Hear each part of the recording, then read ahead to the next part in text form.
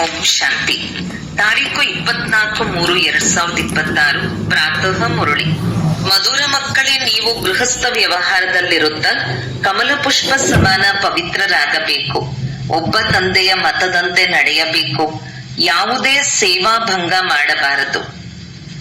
ಪ್ರಶ್ನೆ: ಎಂತಹ ಮಕ್ಕಳಿಗೆ ಮಾಯೆಯು ಬಹಳ ಜೋರಾಗಿ ಪೆಟ್ಟು ಕೊಡುತ್ತದೆ? ಉನ್ನತ ಗುರಿ ಯಾವುದಾಗಿದೆ? ಉತ್ತರ: ಯಾವ ಮಕ್ಕಳು ದೇಹಾಭಿಮಾನದಲ್ಲಿರುವರೋ ಅವರಿಗೆ ಮಾಯೆಯು ಬಹಳ ಚೆನ್ನಾಗಿ ಪೆಟ್ಟು ಕೊಡುತ್ತದೆ. ಮತ್ತೆ ನಾಮರೂಪದಲ್ಲಿ ಸಿಕ್ಕಿ ಹಾಕಿಕೊಳ್ಳುತ್ತಾರೆ. ದೇಹಾಭಿಮಾನ ಬಂದಿತೆಂದರೆ ಪೆಟ್ಟು ಬಿದ್ದಿತು. ಇದರಿಂದ ಪದವಿಯು ಭ್ರಷ್ಟವಾಗಿ ಬಿಡುತ್ತದೆ. ದೇಹಾಭಿಮಾನವನ್ನು ಕಳೆಯುವುದೇ ದೊಡ್ಡ ಗುರಿಯಾಗಿದೆ. ತಂದೆಯು ತಿಳಿಸುತ್ತಾರೆ, ಮಕ್ಕಳೇ ಆತ್ಮಾಭಿಮಾನಿಯಾಗಿ. ಹೇಗೆ ತಂದೆಯು ವಿಧೇಯ ಸೇವಕನಾಗಿದ್ದಾರೆ, ಎಷ್ಟು ನಿರಹಂಕಾರಿಯಾಗಿದ್ದಾರೆ, ಅದೇ ರೀತಿ ನಿರಹಂಕಾರಿಯಾಗಿ. ಯಾವುದೇ ಅಹಂಕಾರವು ಬೇಡ. ಗೀತೆ: ಅವರು ನಮ್ಮನ್ನು ಅಗಲುವುದಿಲ್ಲ. ಓಂ ಶಾಂತಿ. ಮಕ್ಕಳು ಗೀತೆಯನ್ನು ಕೇಳಿದಿರಿ. ಮಕ್ಕಳು ಹೇಳುತ್ತಾರೆ, ನಾವು ಮೂಲವತನದಲ್ಲಿದ್ದಾಗ ತಂದೆಯವರಾಗಿದ್ದೆವು ಮತ್ತು ತಂದೆಯು ನಮ್ಮವರಾಗಿದ್ದರು. ನೀವು ಮಕ್ಕಳಿಗೆ ಬಹಳ ಚೆನ್ನಾಗಿ ಜ್ಞಾನವು ಸಿಕ್ಕಿದೆ. ನೀವು ತಿಳಿದುಕೊಂಡಿದ್ದೀರಿ, ನಾವು ಚಕ್ರವನ್ನು ಸುತ್ತಿದ್ದೇವೆ. ಈಗ ಪುನಃ ನಾವು ತಂದೆಯ ಮಕ್ಕಳಾಗಿದ್ದೇವೆ. ರಾಜಯೋಗವನ್ನು ಕಲಿಸಿ ಸ್ವರ್ಗದ ಮಾಲೀಕರನ್ನಾಗಿ ಮಾಡಲು ತಂದೆಯು ಬಂದಿದ್ದಾರೆ. ಕಲ್ಪದ ಹಿಂದಿನ ರೀತಿ ಪುನಃ ಬಂದಿದ್ದಾರೆ. ತಂದೆಯು ತಿಳಿಸುತ್ತಾರೆ, ಹೇ ಮಕ್ಕಳೇ ಎಂದು. ಹಾಗೆಂದು ಹೇಳಿ ಮಕ್ಕಳಾಗಿ ಇಲ್ಲಿ ಮಧುಬನದಲ್ಲಿ ಕುಳಿತು ಬಿಡುವಂತಿಲ್ಲ. ನೀವು ತಮ್ಮ ಗೃಹಸ್ಥ ವ್ಯವಹಾರದಲ್ಲಿರುತ್ತಾ ಕಮಲ ಪುಷ್ಪ ಸಮಾನ ಪವಿತ್ರವಾಗಿರಿ. ಕಮಲ ಪುಷ್ಪವು ನೀರಿನಲ್ಲಿರುತ್ತದೆ, ಆದರೆ ನೀರಿಗೆ ಅಂಟದಂತೆ ಮೇಲಿರುತ್ತದೆ. ಅದಕ್ಕೆ ನೀರು ಸ್ಪರ್ಶಿಸುವುದೇ ಇಲ್ಲ. ತಂದೆಯು ತಿಳಿಸುತ್ತಾರೆ, ನೀವು ಸಹ ಮನೆಯಲ್ಲಿಯೇ ಇರಿ, ಕೇವಲ ಪವಿತ್ರವಾಗಿರಿ. ಇದು ನಿಮ್ಮ ಬಹಳ ಜನ್ಮಗಳ ಅಂತಿಮ ಜನ್ಮವಾಗಿದೆ. ಯಾರೆಲ್ಲ ಮನುಷ್ಯ ಮಾತ್ರರಿದ್ದಾರೆಯೋ ಅವರೆಲ್ಲರನ್ನೂ ಪಾವನ ಮಾಡಲು ನಾನು ಬಂದಿದ್ದೇನೆ. ಪತೀತ ಪಾವನ ಸರ್ವರ ಸದ್ಗತಿದಾತನು ಒಬ್ಬರೇ ಆಗಿದ್ದಾರೆ. ಅವರ ವಿನಃ ಮತ್ಯಾರು ಪಾವನರನ್ನಾಗಿ ಮಾಡಲು ಸಾಧ್ಯವಿಲ್ಲ. ನೀವು ತಿಳಿದುಕೊಂಡಿದ್ದೀರಿ, ಅರ್ಧಕಲ್ಪದಿಂದ ನಾವು ಏಣಿಯನ್ನೆಳೆಯುತ್ತಾ ಬಂದಿದ್ದೇವೆ. ನೀವು 84 ಜನ್ಮಗಳನ್ನು ಅವಶ್ಯಕವಾಗಿ ಪೂರ್ಣ ಮಾಡಬೇಕು ಮತ್ತು 84 ಜನ್ಮಗಳ ಚಕ್ರವನ್ನು ಮುಗಿಸಿ ಯಾವಾಗ ಅಂತಿಮ ಸ್ಥಿತಿಯನ್ನು ತಲುಪುತ್ತೀರೋ ಆಗ ನಾನು ಬರಬೇಕಾಗುತ್ತದೆ. ಮಧ್ಯದಲ್ಲಿ ಮತ್ಯಾರು ಪತಿತರಿಂದ ಪಾವನರನ್ನಾಗಿ ಮಾಡಲು ಸಾಧ್ಯವಿಲ್ಲ. ಯಾರೂ ಸಹ ತಂದೆಯನ್ನಾಗಲಿ ರಚನೆಯನ್ನಾಗಲಿ ತಿಳಿದುಕೊಂಡಿಲ್ಲ. ಡ್ರಾಮಾನುಸಾರ ಎಲ್ಲರೂ ಕಲಿಯುಗದಲ್ಲಿ ಪತಿತರು ತಮೋಪ್ರಧಾನರಾಗಲೇಬೇಕು. ತಂದೆಯು ಬಂದು ಎಲ್ಲರನ್ನೂ ಪಾವನ ಮಾಡಿ ಶಾಂತಿಧಾಮಕ್ಕೆ ಕರೆದುಕೊಂಡು ಹೋಗುತ್ತಾರೆ ಮತ್ತು ತಂದೆಯಿಂದ ಸುಖಧಾಮದ ಆಸ್ತಿಯನ್ನು ಪಡೆಯುತ್ತೀರಿ. ಸತ್ಯಯುಗದಲ್ಲಿ ಯಾವುದೇ ದುಃಖ ಇರುವುದಿಲ್ಲ. ನೀವೀಗ ಬದುಕಿದ್ದಂತೆಯೇ ತಂದೆಯವರಾಗಿದ್ದೀರಿ. ತಂದೆಯು ತಿಳಿಸುತ್ತಾರೆ, ನೀವು ಗೃಹಸ್ಥ ವ್ಯವಹಾರದಲ್ಲಿಯೇ ಇರಬೇಕು. ನೀವು ಗೃಹಸ್ಥವನ್ನು ಬಿಟ್ಟು ಬಿಡಿ ಎಂದು ತಂದೆಯು ಯಾರಿಗೂ ಹೇಳುವುದಿಲ್ಲ. ಗೃಹಸ್ಥ ವ್ಯವಹಾರದಲ್ಲಿ ಇರುತ್ತಾ ಕೇವಲ ಅಂತಿಮ ಜನ್ಮ ಪವಿತ್ರರಾಗಿರಬೇಕು. ನೀವು ಮನೆ ಮಠವನ್ನು ಬಿಟ್ಟು ಬಿಡಿ ಎಂದು ತಂದೆಯು ಎಂದಾದರೂ ಹೇಳಿದ್ದಾರೆಯೇ? ನೀವು ಈಶ್ವರಿಯ ಸೇವಾರ್ಥವಾಗಿ ತಾವಾಗಿಯೇ ಬಿಟ್ಟು ಬಂದಿದ್ದೀರಿ. ಕೆಲವು ಮಕ್ಕಳು ಗೃಹಸ್ಥ ವ್ಯವಹಾರದಲ್ಲಿದ್ದರೂ ಈಶ್ವರಿಯ ಸೇವೆ ಮಾಡುತ್ತಾರೆ. ಯಾರನ್ನೂ ಇಲ್ಲಿ ಬಿಡಿಸಲಾಗುವುದಿಲ್ಲ. ತಂದೆಯು ಯಾರನ್ನೂ ಬಿಡಿಸುವುದಿಲ್ಲ. ನೀವೆಲ್ಲರೂ ತಾವಾಗಿಯೇ ಸರ್ವೀಸಿಗಾಗಿ ಬಂದು ಬಿಟ್ಟಿದ್ದೀರಿ. ತಂದೆಯು ಯಾರನ್ನೂ ಬಿಡಿಸಲಿಲ್ಲ. ನಿಮ್ಮ ಲೌಕಿಕ ತಂದೆಯು ವಿವಾಹ ಮಾಡಿಕೊಳ್ಳಲು ಹೇಳುತ್ತಾರೆ. ನೀವು ಮಾಡಿಕೊಳ್ಳುವುದಿಲ್ಲ, ಏಕೆಂದರೆ ನಿಮಗೆ ತಿಳಿದಿದೆ ಈಗ ಮೃತ್ಯುಲೋಕದ ಅಂತ್ಯವಾಗಿದೆ. ಮದುವೆಯಿಂದ ನಷ್ಟವೇ ಆಗುವುದು. ಮತ್ತೆ ನಾವು ಪಾವನರಾಗುವುದು ಹೇಗೆ ಅಂದಾಗ ನಾವೇಕೆ ಭಾರತವನ್ನು ಸ್ವರ್ಗವನ್ನಾಗಿ ಮಾಡುವ ಸೇವೆಯಲ್ಲಿ ತೊಡಗಬಾರದು? ರಾಮರಾಜ್ಯವಾಗಲಿ ಎಂದು ತಂದೆಯು ಬಯಸುತ್ತಾರೆ. ಹೇ ಪತೀತ ಪಾವನ ಸೀತಾರಾಮ್, ಹೇ ರಾಮನೇ, ಬಂದು ಭಾರತವನ್ನು ಸ್ವರ್ಗವನ್ನಾಗಿ ಮಾಡಿ ಎಂದು ಕರೆಯುತ್ತಾರಲ್ಲವೇ? ಆದರೆ ಏನನ್ನೂ ತಿಳಿದುಕೊಂಡಿಲ್ಲ. ಈ ಸಮಯದ ಸುಖವು ಕಾಗವಿಷ್ಟ ಸಮಾನವಾಗಿದೆ ಎಂದು ಸನ್ಯಾಸಿಗಳು ಸಹ ಹೇಳುತ್ತಾರೆ. ಅದು ನಿಜವಾಗಿದೆ. ಇಲ್ಲಿ ಸುಖವಂತೂ ಇಲ್ಲವೇ ಇಲ್ಲ ಹೇಳುತ್ತಿರುತ್ತಾರೆ, ಆದರೆ ಯಾರ ಬುದ್ಧಿಯಲ್ಲಿಯೂ ಇಲ್ಲ. ತಂದೆಯು ದುಃಖಕ್ಕಾಗಿ ಈ ಸೃಷ್ಟಿಯನ್ನು ರಚಿಸುವುದಿಲ್ಲ. ತಂದೆಯು ತಿಳಿಸುತ್ತಾರೆ, ಮಕ್ಕಳೇ, ನೀವು ಮರೆತು ಹೋಗಿದ್ದೀರಾ. ಸ್ವರ್ಗದಲ್ಲಿ ದುಃಖದ ಹೆಸರು ಗುರುತು ಇರುವುದಿಲ್ಲ. ಅಲ್ಲಿ ಕಂಸ ಮೊದಲಾದವರು ಎಲ್ಲಿಂದ ಬರುವರು? ಈಗ ಬೇಹದ್ದಿನ ತಂದೆಯು ಏನನ್ನು ತಿಳಿಸುತ್ತಾರೆಯೋ ಅವರ ಮತದಂತೆ ನಡೆಯಬೇಕು. ತನ್ನ ಮನ್ಮತದಂತೆ ನಡೆಯುವುದರಿಂದ ನಷ್ಟ ಮಾಡಿಕೊಳ್ಳುತ್ತೀರಿ. ಆಶ್ಚರ್ಯವೆನಿಸುವಂತೆ ಜ್ಞಾನವನ್ನು ಹೇಳಿ ಕೇಳಿ ನಡೆಯುತ್ತಾ ಮತ್ತೆ ವಿರೋಧಿಗಳಾಗಿ ಹೋಗಿ ಸೇವಾಭಂಗ ಮಾಡುತ್ತಾರೆ. ಅಂತಹವರದು ಏನಾಗುವುದು? ಜೀವನವನ್ನು ವಜ್ರ ಸಮಾನ ಮಾಡಿಕೊಳ್ಳುವ ಬದಲು ಕವಡೆಯಂತೆ ಮಾಡಿಕೊಳ್ಳುತ್ತಾರೆ. ಅಂತಿಮದಲ್ಲಿ ನಿಮಗೆ ತಮ್ಮದೆಲ್ಲವೂ ಸಾಕ್ಷಾತ್ಕಾರವಾಗುವುದು. ಇಂತಹ ನಡತೆಯ ಕಾರಣ ಈ ಪದವಿಯನ್ನು ಪಡೆದೆವು ಎಂದು. ಇಲ್ಲಂತೂ ನೀವು ಯಾವುದೇ ಪಾಪ ಮಾಡಬಾರದು, ಏಕೆಂದರೆ ನೀವು ಪುಣ್ಯಾತ್ಮರಾಗುತ್ತಿದ್ದೀರಿ. ಪಾಪ ಮಾಡಿದರೆ 100ರಷ್ಟು ಶಿಕ್ಷೆಯಾಗಿ ಬಿಡುವುದು. ಬಲೆ ಸ್ವರ್ಗದಲ್ಲಿ ಬರುತ್ತೀರಿ, ಆದರೆ ಬಹಳ ಕಡಿಮೆ ಪದವಿ. ಇಲ್ಲಿ ನೀವು ರಾಜಯೋಗವನ್ನು ಕಲಿಯಲು ಬಂದಿದ್ದೀರಿ, ಮತ್ತೆ ಪ್ರಜೆಗಳಾಗಿ ಬಿಡುತ್ತಾರೆ. ಪದವಿಗಳಲ್ಲಿ ಬಹಳ ಅಂತರ ಇದೆ ಅಲ್ಲವೇ? ಇದನ್ನು ತಿಳಿಸಿದ್ದಾರೆ. ಯಜ್ಞದಲ್ಲಿ ಏನಾದರೂ ನೀಡಿ ಮತ್ತೆ ಅದನ್ನು ಹಿಂತೆಗೆದುಕೊಂಡರೆ ಚಂಡಾಲರ ಜನ್ಮ ಸಿಗುತ್ತದೆ. ಕೆಲವು ಮಕ್ಕಳು ಇಂತಹ ನಡತೆಯನ್ನು ನಡೆಯುತ್ತಾರೆ, ಅವರ ಪದವಿಯೇ ಕಡಿಮೆಯಾಗಿ ಬಿಡುತ್ತದೆ. ತಂದೆಯು ತಿಳಿಸುತ್ತಾರೆ, ಮಕ್ಕಳೇ, ರಾಜ ರಾಣಿಯ ಬದಲು ಪ್ರಜೆಗಳಲ್ಲಿಯೂ ಕಡಿಮೆ ಪದವಿ ಸಿಗುವಂತಹ ಯಾವುದೇ ಕರ್ಮ ಮಾಡಬೇಡಿ. ಯಜ್ಞದಲ್ಲಿ ಸ್ವಾಹ ಆಗಿ ಮತ್ತೆ ಬಿಟ್ಟು ಹೋದರೆ ಅಂತಹವರು ಏನಾಗುವರು? ಇದನ್ನು ಸಹ ತಂದೆಯು ತಿಳಿಸುತ್ತಾರೆ. ಮಕ್ಕಳೇ, ಯಾವುದೇ ವಿಕರ್ಮ ಮಾಡಬೇಡಿ. ಇಲ್ಲದಿದ್ದರೆ 100 ಪಟ್ಟು ಶಿಕ್ಷೆ ಸಿಗುವುದು. ಅಂದ ಮೇಲೆ ಏಕೆ ನಷ್ಟ ಮಾಡಿಕೊಳ್ಳಬೇಕು? ಇಲ್ಲಿರುವವರಿಗಿಂತಲೂ ಯಾರು ಗೃಹಸ್ಥದಲ್ಲಿದ್ದು ಸೇವೆ ಮಾಡುವರೋ ಅವರು ಬಹಳ ಉನ್ನತ ಪದವಿಯನ್ನು ಪಡೆಯುತ್ತಾರೆ. ಹೀಗೆ ಅನೇಕರು ಬಡವರಿದ್ದಾರೆ. 8 ಆಣೆ ಅಥವಾ 1 ರೂಪಾಯಿಯನ್ನು ಕಳುಹಿಸುತ್ತಾರೆ. ಮತ್ತೆ ಯಾರು ಇಲ್ಲಿ ಬಲೆ ಸಾವಿರಾರು ರೂಪಾಯಿಗಳನ್ನು ಕೊಟ್ಟರೂ ಸಹ ಬಡವರದು ಶ್ರೇಷ್ಠ ಪದವಿಯಾಗಿ ಬಿಡುತ್ತದೆ, ಏಕೆಂದರೆ ಅವರು ಯಾವುದೇ ಪಾಪಕರ್ಮ ಮಾಡುವುದಿಲ್ಲ. ಪಾಪ ಮಾಡುವುದರಿಂದ 100 ಪಟ್ಟು ಶಿಕ್ಷೆಯಾಗುವುದು. ನೀವು ಪುಣ್ಯಾತ್ಮರಾಗಿ ಎಲ್ಲರಿಗೆ ಸುಖ ಕೊಡಬೇಕು. ದುಃಖ ಕೊಟ್ಟರೆ ಕೊನೆಯಲ್ಲಿ ಟ್ರಿಬ್ಯುನಲ್ ಕುಳಿತುಕೊಳ್ಳುವುದು.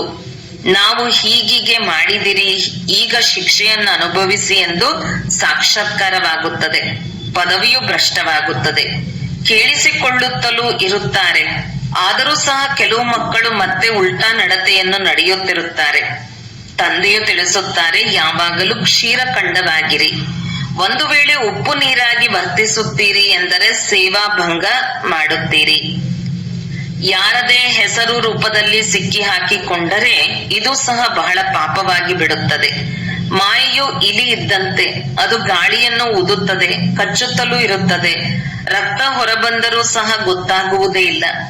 ಮಾಯೆಯೂ ಸಹ ರಕ್ತವನ್ನು ತೆಗೆದುಕೊಂಡು ಬಿಡುತ್ತದೆ. ಇಂತಹ ಕರ್ಮಗಳನ್ನು ಮಾಡಿಸಿ ಬಿಡುತ್ತದೆ, ಅದು ಅರ್ಥವಾಗುವುದೇ ಇಲ್ಲ. ಪಂಚವಿಕಾರಗಳು ಒಮ್ಮೆಲೆ ತಲೆಯನ್ನು ತಿರುಗಿಸಿ ಬಿಡುತ್ತದೆ. ತಂದೆಯು ಎಚ್ಚರಿಕೆಯನ್ನಂತೂ ಕೊಡುತ್ತಾರಲ್ಲವೇ?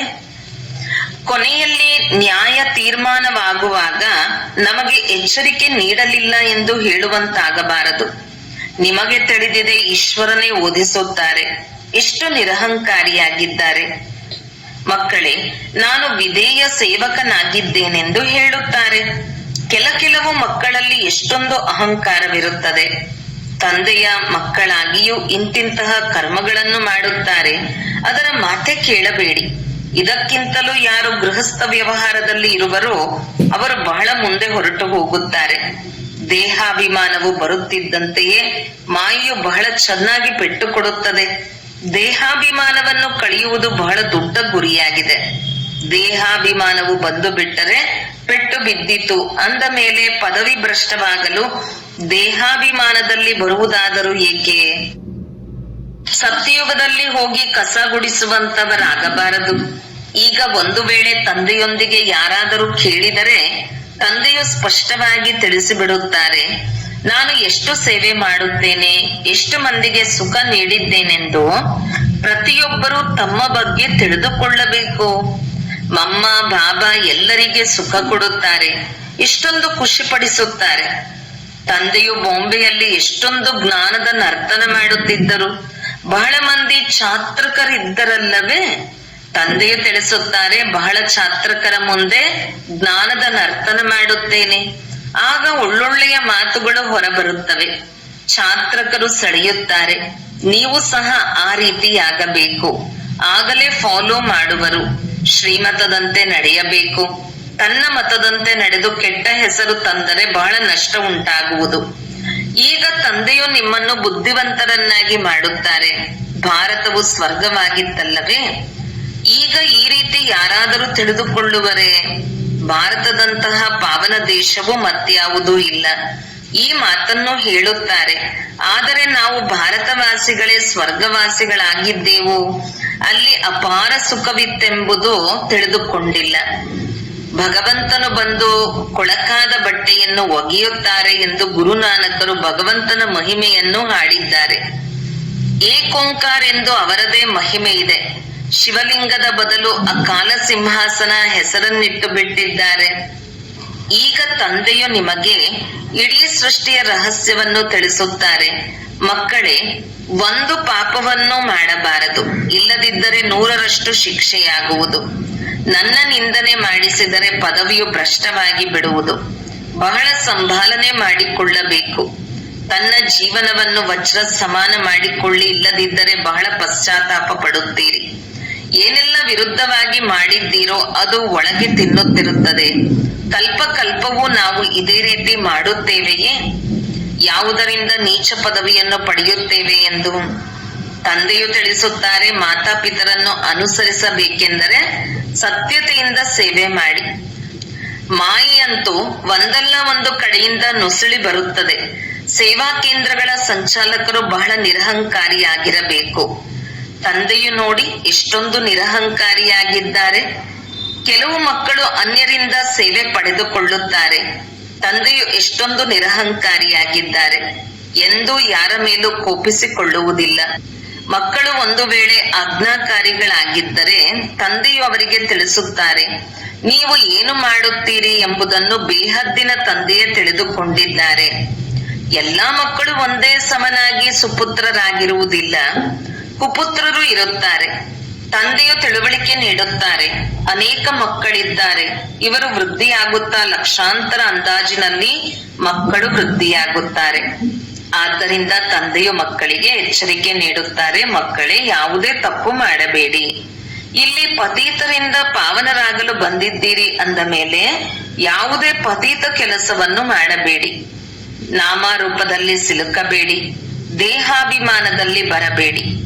ದೇಹಿ ಅಭಿಮಾನಿಯಾಗಿ ತಂದೆಯನ್ನು ನೆನಪು ಮಾಡುತ್ತಾ ಇರಿ. ಶ್ರೀಮತದಂತೆ ನಡೆಯುತ್ತಾ ಇರಿ.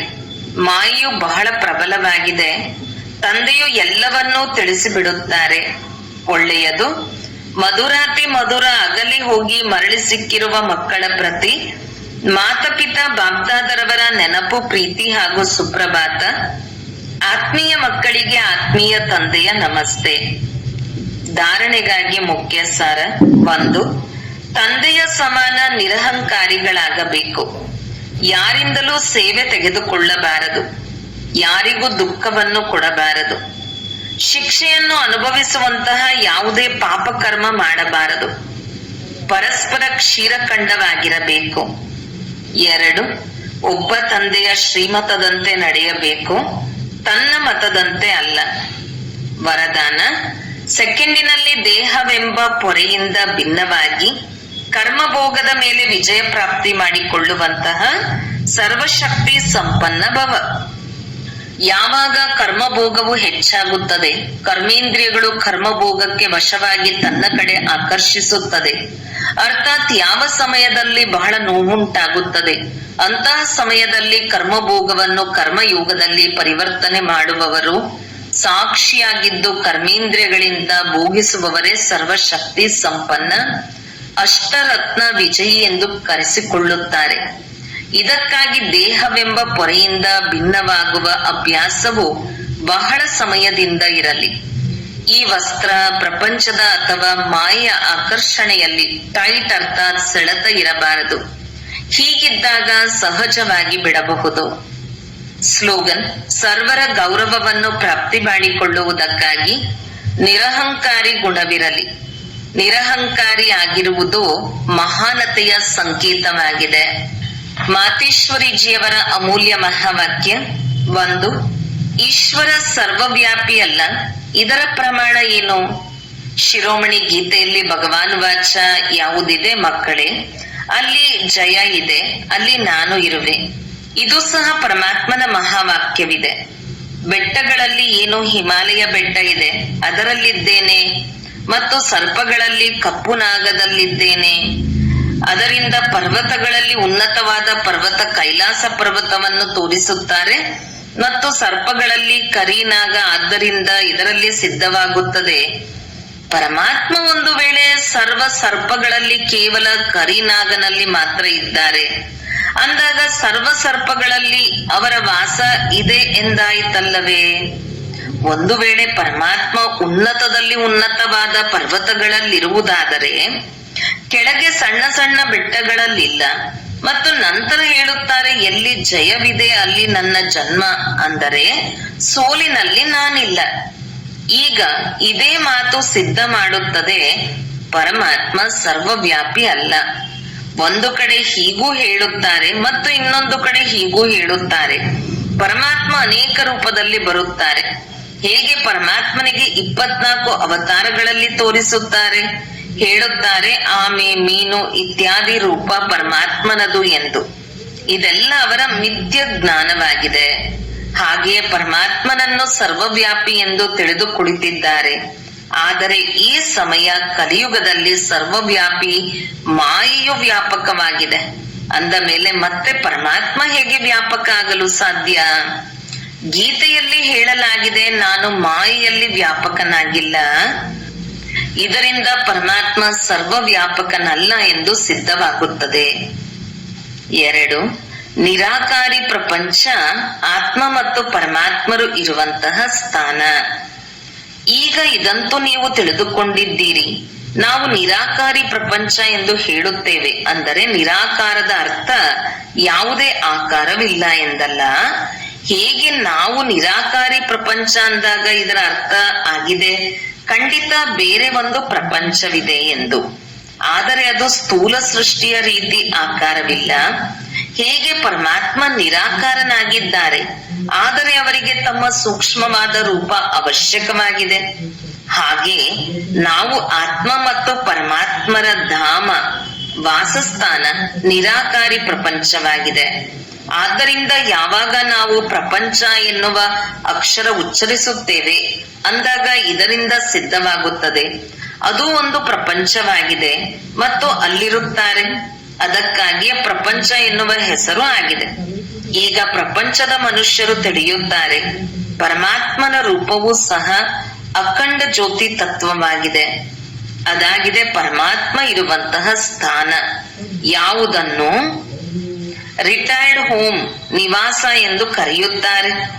ಆದ್ದರಿಂದ ನಾವು ಪರಮಾತ್ಮನ ಮನೆಯನ್ನು ಪರಮಾತ್ಮ ಎಂದು ಹೇಳಲಾಗುವುದಿಲ್ಲ. ಮತ್ತು ಇನ್ನೊಂದಾಗಿದೆ ಆಕಾರಿ ಪ್ರಪಂಚ. ಎಲ್ಲಿ ಬ್ರಹ್ಮ ವಿಷ್ಣು ಶಂಕರ ದೇವತೆಗಳು ಆಕಾರಿ ರೂಪದಲ್ಲಿರುತ್ತಾರೆ. ಮತ್ತು ಇದಾಗಿದೆ ಸಾಕಾರ ಪ್ರಪಂಚ. ಇದರಲ್ಲಿ 2 ಭಾಗಗಳಿವೆ. ಒಂದಾಗಿದೆ ನಿರ್ವಿಕಾರಿ ಸ್ವರ್ಗದ ಪ್ರಪಂಚ, ಎಲ್ಲಿ ಅರ್ಧ ಕಲ್ಪ ಸದಾ ಸುಖವಿರುತ್ತದೆ, ಪವಿತ್ರತೆ ಮತ್ತು ಶಾಂತಿ ಇರುತ್ತದೆ. ಇನ್ನೊಂದಾಗಿದೆ ವಿಕಾರಿ ಕಲಿಯುಗಿ ದುಃಖ ಮತ್ತು ಅಶಾಂತಿಯ ಪ್ರಪಂಚ. ಈಗ ಅದಕ್ಕೆ 2 ಪ್ರಪಂಚಗಳು ಎಂದು ಏಕೆ ಹೇಳಲಾಗುವುದು? ಏಕೆಂದರೆ ಈ ಮನುಷ್ಯರು ಏನು ಹೇಳುತ್ತಾರೆ, ಸ್ವರ್ಗ ಮತ್ತು ನರಕ 2 ಪರಮಾತ್ಮ ರಚಿಸಿರುವಂತಹ ಪ್ರಪಂಚವಾಗಿದೆ ಎಂದು. ಇದರ ಬಗ್ಗೆ ಪರಮಾತ್ಮನ ಮಹಾವಾಕ್ಯ ಇದೆ, ಮಕ್ಕಳೇ, ನಾನು ಯಾವುದೇ ದುಃಖದ ಪ್ರಪಂಚವನ್ನು ಸೃಷ್ಟಿ ಮಾಡಲಿಲ್ಲ. ನಾನು ಯಾವ ಪ್ರಪಂಚ ರಚಿಸಿದೆ ಅದು ಸುಖದ ಪ್ರಪಂಚವನ್ನು ರಚಿಸಿದೆ. ಈಗ ದುಃಖ ಮತ್ತು ಅಶಾಂತಿಯ ಪ್ರಪಂಚವೇನಿದೆ ಅದು ಮನುಷ್ಯಾತ್ಮರ ತಮಗೆ ತಮ್ಮನ್ನು ಮತ್ತು ಪರಮಾತ್ಮನಾದ ನನ್ನನ್ನು ಮರೆತಿರುವ ಕಾರಣ ಅವರ ಲೆಕ್ಕಾಚಾರವನ್ನು ಭೋಗಿಸುತ್ತಿದ್ದಾರೆ. ಉಳಿದಂತೆ ಯಾವ ಸಮಯದಲ್ಲಿ ಸುಖ ಮತ್ತು ಪುಣ್ಯದ ಜಗತ್ತಿತ್ತು ಅಲ್ಲಿ ಸೃಷ್ಟಿ ನಡೆಯುತ್ತಿರಲಿಲ್ಲ ಎಂದಲ್ಲ, ಅಲ್ಲಿ ದೇವತೆಗಳ ನಿವಾಸ ಸ್ಥಾನವಿತ್ತು ಎಂದು ಯಾವಾಗ ನಾವು ಹೇಳುತ್ತೇವೆ ಅಂದಾಗ ಅಲ್ಲಿ ಎಲ್ಲಾ ಪ್ರವೃತ್ತಿ ನಡೆಯುತ್ತಿತ್ತು. ಆದರೆ ಇಷ್ಟಂತೂ ಖಂಡಿತವಾಗಿ ಅಲ್ಲಿ ವಿಕಾರದಿಂದ ಜನ್ಮ ಇರಲಿಲ್ಲ. ಆ ಕಾರಣ ಇಷ್ಟು ಕರ್ಮ ಬಂಧನ ಇರಲಿಲ್ಲ. ಆ ಪ್ರಪಂಚಕ್ಕೆ ಕರ್ಮ ಬಂಧನ ರಹಿತ ಸ್ವರ್ಗದ ಪ್ರಪಂಚ ಎಂದು ಕರೆಯಲಾಗುತ್ತದೆ. ಅಂದಾಗ ಒಂದಾಗಿದೆ ನಿರಾಕಾರಿ ಪ್ರಪಂಚ, ಇನ್ನೊಂದಾಗಿದೆ ಆಕಾರಿ ಪ್ರಪಂಚ, ಮೂರನೆಯದಾಗಿದೆ ಸಾಕಾರಿ ಪ್ರಪಂಚ. ಒಳ್ಳೆಯದು. ಓಂ ಶಾಂತಿ. ಅವ್ಯಕ್ತ ಸೂಚನೆ. ನಿಶ್ಚಯದ ಫೌಂಡೇಶನ್ ತಳಪಾಯವನ್ನು ಬಲಗೊಳಿಸಿ ಸದಾ ನಿರ್ಭಯ ಮತ್ತು ನಿಶ್ಚಿಂತರಾಗಿರಿ. ಸಾಕಾರದಲ್ಲಿ ಒಂದು ವೇಳೆ ಯಾರೇ ನಿಮಿತ್ತ ಶ್ರೇಷ್ಠ ಆತ್ಮರು ಜೊತೆಯಲ್ಲಿದ್ದರೆ ಅವರಿಂದ ಯಾವುದೇ ಮಾತನ್ನು ಪರಿಶೀಲಿಸಿ ನಂತರ ಮಾಡಿದರೆ ನಿಶ್ಚಯ ಬುದ್ಧಿಯವರಾಗಿ ಮಾಡುವಿರಿ. ನಿರ್ಭಯತೆ ಮತ್ತು ನಿಶ್ಚಯ ಎರಡು ಗುಣಗಳನ್ನು ಮುಂದೆ ಇಟ್ಟುಕೊಂಡು ಮಾಡುವಿರಿ. ಎಲ್ಲಿ ಸದಾ ನಿಶ್ಚಯ ಮತ್ತು ನಿರ್ಭಯತೆ ಇದೆ ಅಲ್ಲಿ ಸದಾ ಶ್ರೇಷ್ಠ ಸಂಕಲ್ಪದ ವಿಜಯವಿದೆ. ಯಾವುದೇ ಸಂಕಲ್ಪ ಮಾಡುತ್ತೀರೆಂದಾಗ ಒಂದು ವೇಳೆ ಸದಾ ನಿರಾಕಾರ ಮತ್ತು ಸಾಕಾರ ಜೊತೆ ಮತ್ತು ಸನ್ಮುಖವಿದ್ದರೆ ಪರಿಶೀಲಿಸಿದ ನಂತರ ನಿಶ್ಚಯ ಮತ್ತು ನಿರ್ಭಯತೆಯಿಂದ ಮಾಡಿ. ಇದರಿಂದ ಸಮಯವು ವ್ಯರ್ಥವಾಗುವುದಿಲ್ಲ. ಓಂ ಶಾಂತಿ.